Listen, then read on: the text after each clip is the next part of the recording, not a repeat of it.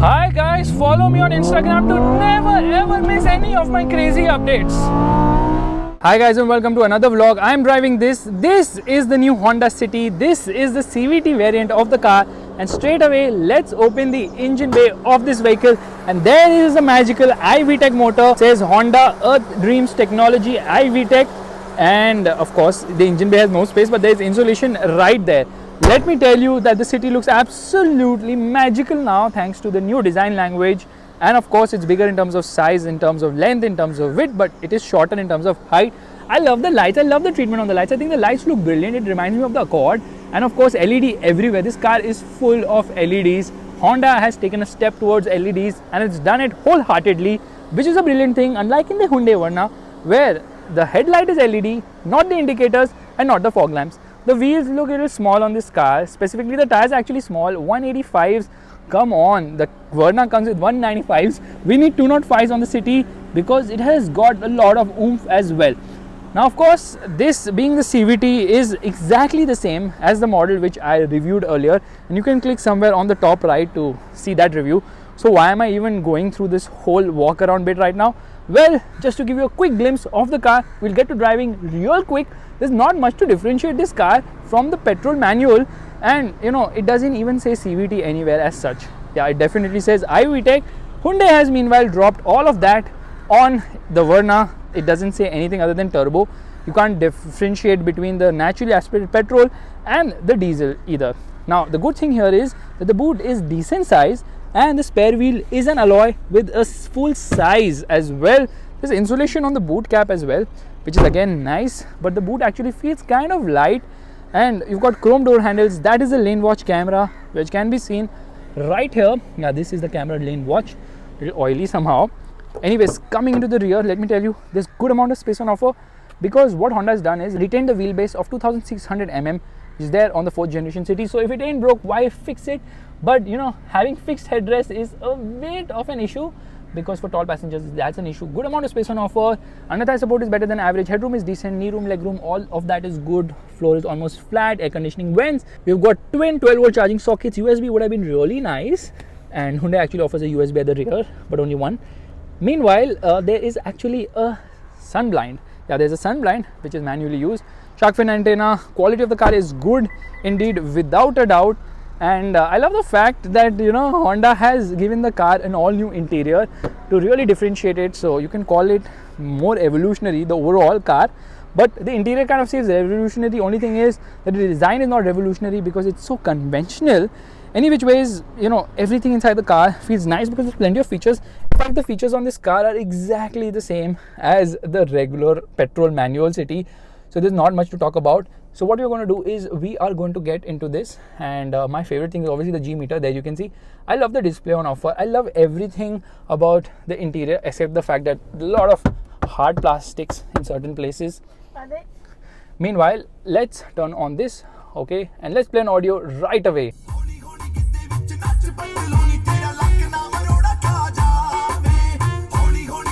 Audio quality is also nice on this vehicle. Auto dimming inside rear view mirror. We've got a sunroof. It's got Alexa capabilities, which is the first in the segment, and it's got voice commands as well. If I push this further, it won't open. That's the maximum the sunroof actually opens.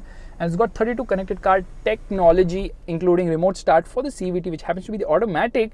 But you know, certain things are a bit of an irk for me, like the seat belts don't get the height adjust function, which is a glaring omission. And the other issue which I'm having is that the driver's seat is not adjustable electrically. So those two things are a bit of an irk for me. But that said, overall things look very positive. But Honda claims that the CVT gearbox has been optimized to reduce the rubber band effect. Has that really happened? Well, there's only one way to find out, which is to start driving. But let me tell you, this car has one more feature, which is hill start assist, as well as of course the remote start function, which is not there in the manual. Let's get going. Alright, we're all set to go, which means getting into sport mode, turning off the air conditioning, turning off the traction control as well, and left foot on the brake, right foot on the accelerator, revving the motor. It only revs till 2000 RPM, and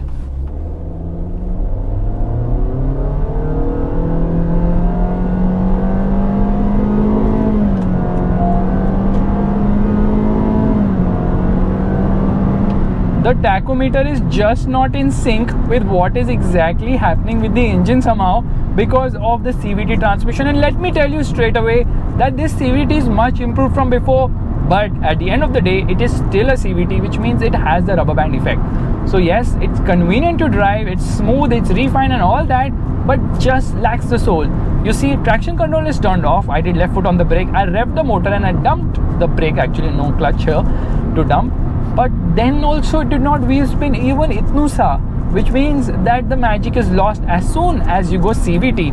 However, you've got steering mounted paddles, which is a good thing, so you can change the steps of the gearbox. And right now I'm in second. Now I'll tell you one big problem I'm facing. So here I have reached 7th step. Okay, now while driving in 7th step, if I get into the gas, obviously it is not going to downshift. Alright, it is not going to downshift, which is actually a good thing. But if I downshift, supposing here I have downshifted to second, now if I don't upshift, what it will do is it will put me directly into a higher step. Again, let's demonstrate this. Here we are in 2nd step. Let me get into 1st step. Here, revving it completely and hits the red line. Okay, right now it's shifting manually into 2nd, but it tends to skip steps somehow. So it's not really giving you complete manual control of things, because it will upshift. It will not wait for you to do the shifts, which is kind of weird and awkward, because when it's not doing a downshift, it has no rights to do an upshift either. So we are in 7th step and I matched the throttle. It's not doing any sort of shift downwards, because it's like, you know what, I'm giving you complete manual control of things. And I'm having a deja vu, because exactly on the same road, in the same lane, at the same time, I was doing the vlog of the Verna or the Creta, actually the Creta Turbo. I said the exact same thing, and there it's repeated again. Anyways, here we are, downshifting here into 1st step. It's very noisy. The problem is the progress of the car and the sound, they're not in sync. It just makes a lot of sound, but it actually does not move with the same enthusiasm somehow. So the CVT is a big of a sore, honestly speaking, because the rubber band effect is too much. Just doesn't feel enthusiastic enough somehow. But that said, I have to admit that it's convenient, it's easy, it's fuel efficient, it's more efficient than the manual, which is actually a good thing. You know, you don't shift gears and you extract more efficiency, but the soul is completely lost. So the CVT gearbox, I don't know, it tries to mask the VTEC effect, because there's no VTEC effect. You don't feel when VTEC kicks in, you just feel like, okay, just regular, another car you're driving, because the automatic is so mediocre. The CVT gearbox is such a sore, and that brings me to the fact that I know the competitor is the Verna, which also comes with a CVT gearbox. But then if we talk about the turbo, which comes with a 7-speed DCT, people will say then you should compare Honda's 1-liter VTEC turbo motor along with the Verna turbo, of course, and of course that makes sense, but that also comes with a CVT. Yeah, a turbo motor coming with a CVT, that's obnoxious. However, being a turbo, it has good low end grunt, so you don't feel that rubber band effect as much, but there is a lot of rubber band effect still, reduced from before, definitely smoother, more refined. I'll give it all of that and more, but the soul is missing. The raw character is just not there, and it doesn't upshift at 7,000 rpm. It will shift between 6 to 7,000 rpm, so it's actually holding on to longer compared to earlier, and it's not like stuck at 1 rpm. Earlier it was just like stuck at 1 rpm and then it's like shifting, but here the needle is actually bouncing. And in order to see it better, what we're going to do is we're going to shut the G meter. We're just going to put it on tachometer right now, and there you can see the meter. Sometimes the meter and what's happening is not really in sync, which is the only gripe I have with the CVT gearbox. Not the only, I have a lot of other gripes as well. I have the biggest gripe that it doesn't, you know, highlight the VTEC magic. This engine is of course the new 1.5 liter twin cam setup, which is a DOHC layout, and it gets 121 PS of power, and torque output is 145 Newton meters. Torque output is same as before.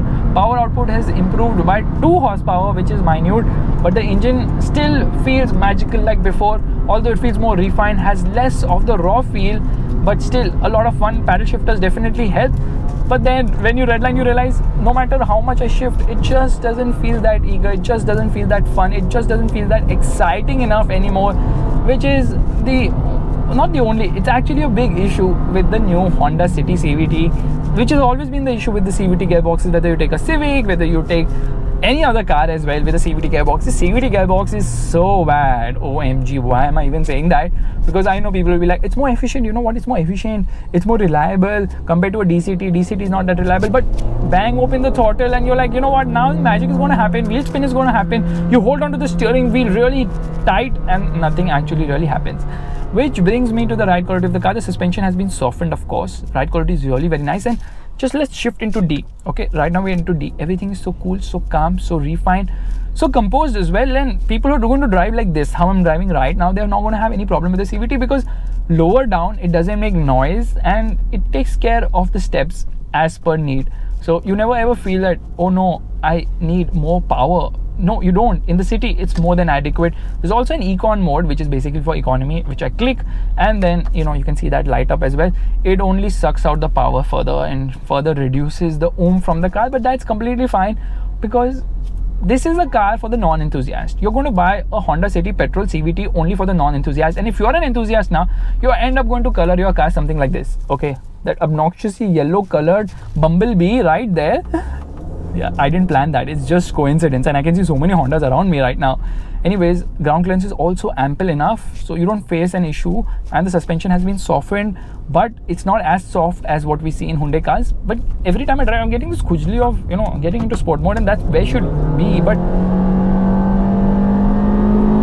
the sound is like it's going to explode any moment. That's how loud it is somehow. That said, the steering kind of feels loose in the center head position, still responsive enough, still gives feedback, doesn't feel lackluster at all. And although there is some amount of body roll on offer, this is a light car at the end of the day. It is actually quite fun. Only thing is the tires don't support, because there is some amount of loss of grip. In fact, it wheel spins a lot. This CVT contains all of that. You remove the traction control button, which in Honda speak happens to be something else only. They call it vehicle stability assist. Okay, you remove it, throw it out. It doesn't matter. It doesn't affect the car one bit. In fact, I'll just show you. Okay, there is some amount of dirt on this road because they've patched this road right now. We've turned off traction control. We are in sport mode as well, and obviously this doesn't move. The gear lever does not move. I've put it into manual mode. We are in first. Okay, left foot on the brake, right foot on the accelerator. I've revved it. It's revving to 2000 RPM. Nothing, absolutely nothing, because the CVT gearbox is light. You know what, I'm going to suck out all the fun from you, but you know what, I'm going to be more efficient, I'm going to be more convenient. So if you're looking for convenience and all that, definitely I give a big thumbs up to the City CVT. But if you are the person who's wanting to buy a car for fun, stay away from the CVT, get the manual. If you want an automatic, well, Verna Turbo is what you should look at. That also gets paddle shifters, by the way. So that's not like a segment first here. It just makes so much noise, and this noise is not that pleasure wala noise, okay? This noise is more of, oh, I am being strained, I am just needing another upshift right now. Please do it ASAP. And that's why we have paddle shifters, just so that you can assist the car, although the shifts happen smoothly and nicely as well. So in terms of overall chassis ability, obviously they've taken the old chassis and they have modified it. It's not an all new platform. The engine is kind of all new, up in displacement by 1cc only. Comes from the new Earth Dreams technology series, and the engine is a charm lag always. It's just that the CVT bogs it down massively, and I'm feeling so negative. I'm feeling so, lack of optimism in terms of the CVT, solely because I was driving the manual, and when you jump in this and you're like, oh my god, what just happened? Don't tell me it's the same engine. And it is the same engine. Okay, now even these expansion joints and all these pothole covers, it takes it in its stride brilliantly well. That's how good the ride quality is. The only thing is at higher speeds, when you go over a bump, it kind of shakes because of the lightweight, softer suspension, all that affected. It's not Hyundai soft, but it's not stiff either. So they've got a good balance, and most people will be happy with it, considering that this car is bought by almost every kind of a person. Someone as young as Neha could buy it, someone as old as Neha can buy it. So you see the audience is completely widespread here in the real sense. Stop moving your hand, and here we go. Making a quick overtake won't be a problem because there's ample grunt for the highway. The issue only happens not about the grunt. The issue only happens when beyond that you want to have fun. You're like, okay, I'll downshift. Yeah, the paddles will assist you, but they won't really put a smile on your face as such.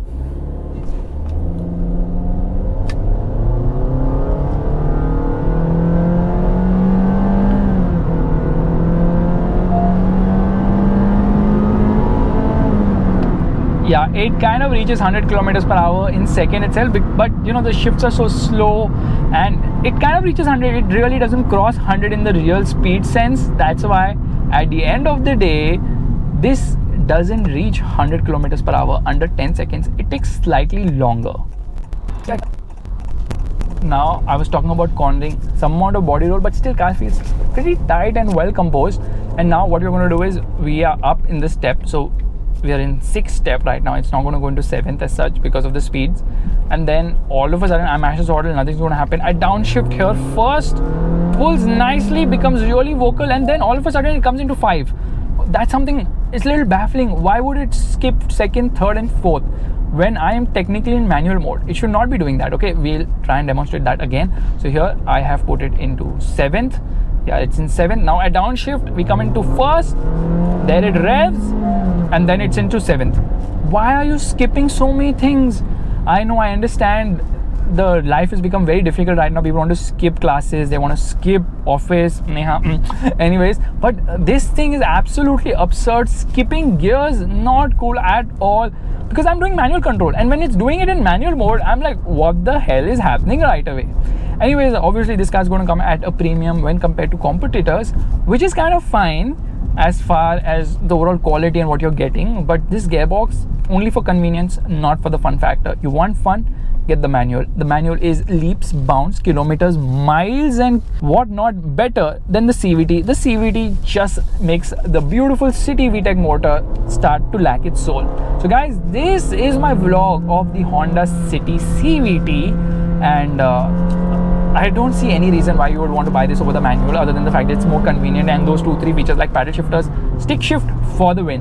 And if you like this vlog, you know what you have to do. Give it a thumbs up, that's the like button, and also subscribe to the channel. Let me know, Neha, how do you like the car? It's a nice car. But overall, how do you like the sound and all? Sound is only good and nothing else. Don't you think it sounds too much loud? It's too loud. You know, VTEC kicking. Yo. All the brakes are nice actually. Brakes are very nice. And the personal movement in the car only. Okay. Bye.